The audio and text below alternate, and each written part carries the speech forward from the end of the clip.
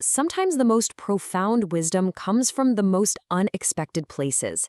Today, we're essentially opening a time capsule. We've got our hands on a spiritual magazine, Akhand Jyoti. But here's the kicker. It's not from last month or even last year. This is from August 1944. It was written by the visionary pundit Sri Ram Sharma Acharya, and I'm really curious to see what timeless truths it holds for us today. Okay, to really get a feel for this, we need to transport ourselves back in time. Picture it, August 1944. The entire world is engulfed in this Second World War. And right here in India, the Quit India movement is reaching a fever pitch. The air is literally thick with this intense struggle for freedom. So you've got this massive external chaos, and at the same time, this deep collective hunger for some kind of peace, for some sense of purpose. So you have to ask, right? In the middle of all that turmoil, what in the world was this magazine trying to say? What was its message? And I think the bigger question for us is, what can this wisdom from 80 years ago possibly teach us about living a better, more meaningful life in our crazy world today? That's exactly what we're going to dig into. All right, so the first big idea that jumps out is, well, it's surprisingly simple. The magazine talks about the path to heaven. And it's not talking about some faraway place. It means a state of real inner peace, of deep contentment. And the argument is that getting there isn't some complicated ritual or something reserved for special people. Nope. It all boils down to one thing: morality. And the way it's framed is like you're standing at a fork in the road. On one side, you have the path of righteousness. Think honesty, integrity, just being a good person. The magazine says this path is actually the simple, straightforward one. But the other path, the one of unrighteousness, deceit, selfishness, all that stuff, that's the one that's actually super complicated, tangled, and in the end, just leads to a world of hurt for ourselves. And get this. This isn't about waiting for some reward after you're gone. Not at all. It's this incredibly powerful statement about your own personal power, your agency. The core message is just so direct. The choice to live a good life and to find that inner peace, it's available to every single one of us. Not tomorrow, not next year, but right here, right now. The gate is open. So once you have that moral foundation, it becomes the bedrock for building something else that's absolutely crucial: real, unshakable inner strength. Because let's be honest, trying to live a virtuous life isn't always easy. It takes resilience, especially when things get tough. And this is where things get really interesting.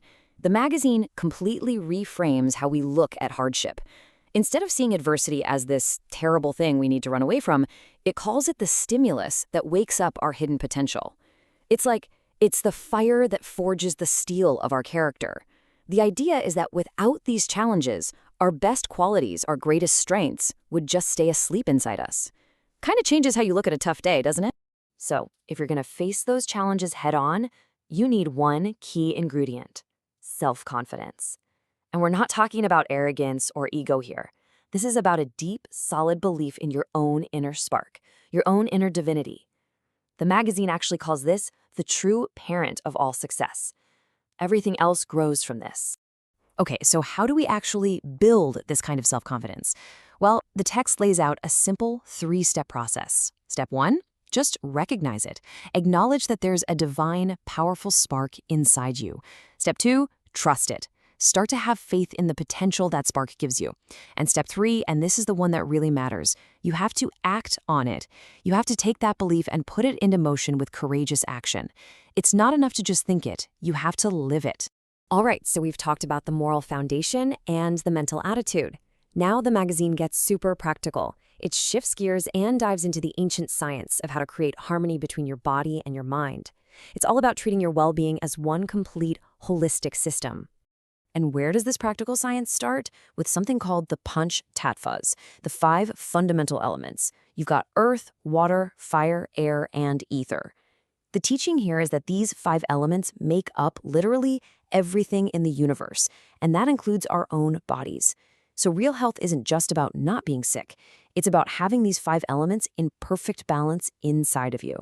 And how do you achieve that balance?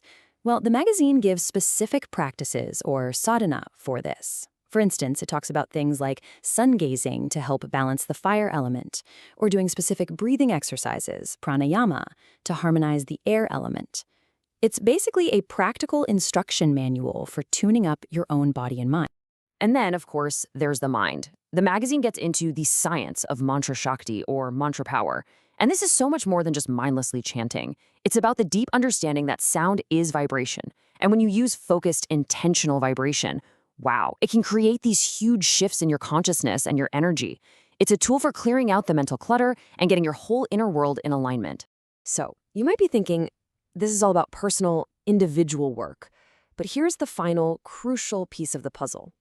This whole journey, from finding moral clarity to building inner strength and balancing yourself, it's not meant to be a solo mission.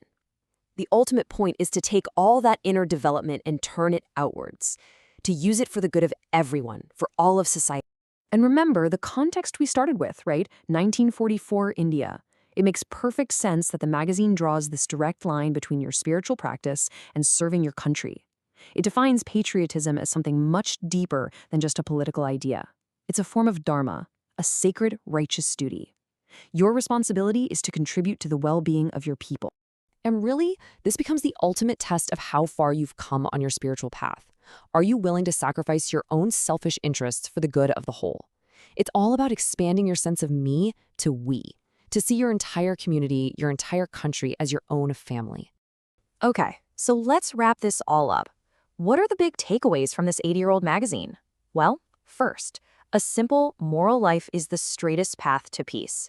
Second, your challenges aren't roadblocks. They're actually your biggest chances to grow. Third, real self-confidence isn't external. It comes from that spark within you. Fourth, your body and mind are a system you can actually tune and harmonize. And finally, the truest fulfillment isn't about getting. It's about giving back and serving others. It's just incredible, isn't it, how relevant these ideas still are? They just cut through all the noise of our modern world and point to something real, something timeless. So the final question isn't just about what we've learned here. It's about what we're going to do with it. Looking at these principles, which one of them speaks to you? Which one will you choose to bring into your life starting today?